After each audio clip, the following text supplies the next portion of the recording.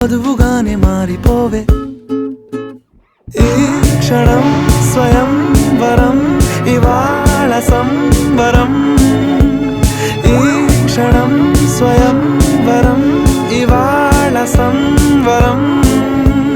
వీడుకోలు లేని తోడు అంది స్వాగతం ఈ క్షణం స్వయం వరం ఇవాళ సంబరం